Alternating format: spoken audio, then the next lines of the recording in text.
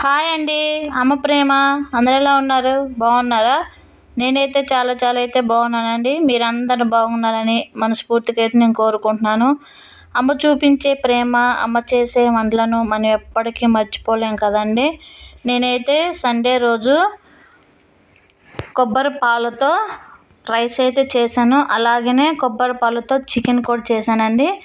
చాలా టేస్ట్గా అయితే వచ్చాయి. మీరు కూడా ఒకసారి అయితే ట్రై చేయండి. నేనైతే ముందుగా 2 కొబ్బరికాయలను అయితే తీసుకొని సన్నగా ముక్కలుగా అయితే తరిగేసాను. తరిగిన తర్వాత వాటిని తీసుకొని మిక్సీ అయితే పట్టేశానండి. మిక్సీ పట్టుకున్న తర్వాత కొంచెం వాటిలో ఉన్న పాలునంతా తీసేసాను. ఇదిగోండి ఇవైతే నాకు పాలు వచ్చాయి 2 కొబ్బరికాయలకైతే. పాలు అన్నీ రెడీ చేసుకున్న తర్వాత ముందుగా నేను ఉల్లిపాయలు, చికెన్లోకి రైస్లోకి ఉల్లిపాయ, పచ్చిమిర్చి, కొత్తిమీర, పుదీనాకు అవన్నీ అయితే తీసుకున్నానండి. ఉల్లిపాయ, పచ్చిమిర్చి అవన్నీ అయితే కట్ చేసుకున్నాను. ఆ తర్వాత గ్యాస్ వెలిగించి మీరు దేంట్లో అయితే వండుకుంటారో నేనైతే ఈ గిన్నెలో అయితే వండుతున్నానండి. కొంచెం ఆయిల్, మీకు ఇష్టమైతే నెయ్యి అయితే తీసుకోండి. నేను ఆయిల్ తగ్గించి 2 స్పూన్లు అయితే నెయ్యి అయితే వేసుకున్నాను.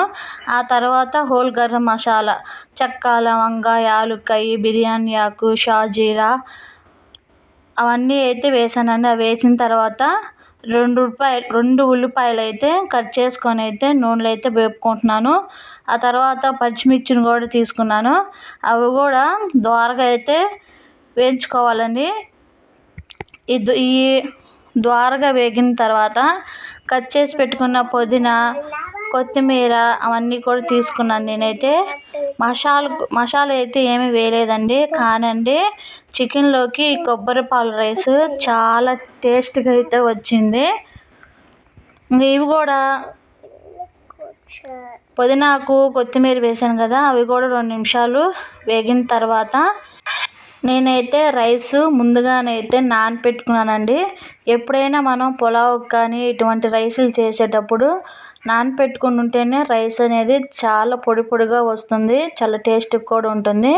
నేనైతే ముందుగానే బాస్మతి రైస్ దీంతో అయితే 1.5 అయితే తీసుకున్నానండి. మామూలు రైస్, బాస్మతి రైస్ 2 కలిపి అయితే రైస్ అయితే చేస్తున్నాను.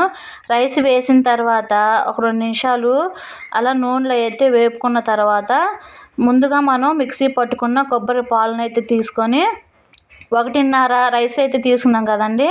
నేనైతే 3 గ్లాసులు వాటర్ అయితే కొబ్బరి పాలను అయితే తీసుకొని వేసేసానండి. ఆ తర్వాత కొంచెం ఉప్పు కూడా తీసేసుకొని కొంచెం అలా కలిపెట్టేసుకొని మూత అయితే పెట్టానండి. ఒక పక్క అయితే రైస్ అయితే ఉడికిపోతుంది. మరలా చికెన్ అయితే చేస్తున్నానండి.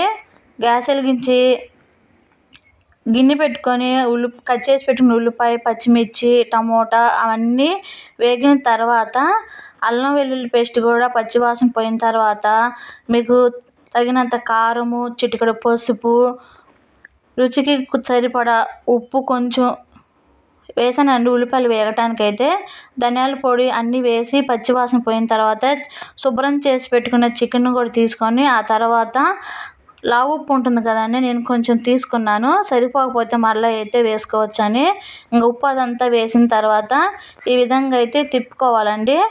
తిప్పేసుకున్న తర్వాత మూత పెడితే వాటిలో నుంచి నీరు అనేది ఊరుతుంది కదా. ఆ తర్వాత నేను కొబ్బరి పాలను అయితే మొత్తం అయితే వేయలేదండి. కొంచెం చికెన్లో వేయడానికి అయితే ఉంచాను. ఆ చికెన్లో నుంచి నీరు వచ్చిన తర్వాత బాగా కొంచెం ముక్క దగ్గర కొంచెం ఉడుకుతుంది కదండి. ఆ తర్వాత కొబ్బరి పాలను అయితే తీసుకొని చికెన్లో అయితే వేసానండి. ఇక్కడే ఉప్పు, కారము అవన్నీ అయితే చెక్ చేసుకోండి. ఈ కొబ్బరి పాలు రైస్ అన్నము, ఈ పాలు పోసిన చికెను చాలా టేస్ట్గా అయితే ఉంటుంది. నేనైతే ఈరోజు ఈ విధంగా అయితే చేశానండి. చికెన్ అంతా ఉడికిపోయిన తర్వాత లాస్ట్లో కొంచెం గరం మసాలా, కొత్తిమీర, కొంచెం పుదీనాకు అవన్నీ అయితే వేసాను. ఇంకా అవి కూడా వేసి ఒక 2 నిమిషాలు ఉంచేసి మూత పెట్టేసేయండి. ఇక్కడైతే ఇవి చేసిన తర్వాత రైతా కూడా చేశానండి. రైతా చేసిన తర్వాత ఇంకా మా దగ్గర పనిచేసే అబ్బాయి కూడా క్యారేజ్ అయితే పెడుతున్నాను.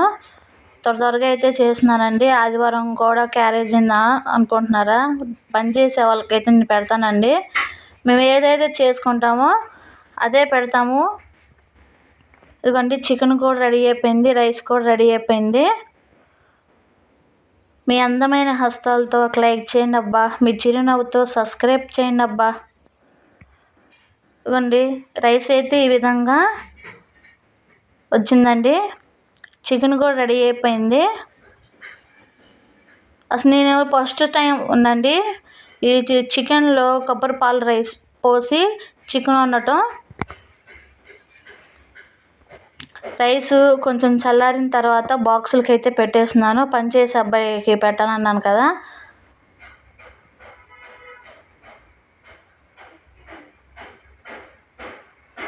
ఇవన్నీ ఈ విధంగా అయితే పెట్టేశాను. ఇక్కడ పని అంతా చేసుకున్న తర్వాత మా మేనకోడలు అయితే ఆట ఆడుకుంటుందండి. స్కూల్లో ఆట ఆడుకుంటారు కదా, ఇక్కడ కూర్చో ఏబీసీలు చెప్పు అలా అని చెప్పైతే తనకే తాను ఆడుకుంటూ ఉంది. ఈ వీడియో అయితే ఇంతేనండి. మీకు కానీ నచ్చితే ఫ్యామిలీ మెంబర్కి షేర్ చేయండి. ఉంటానండి, బాయ్.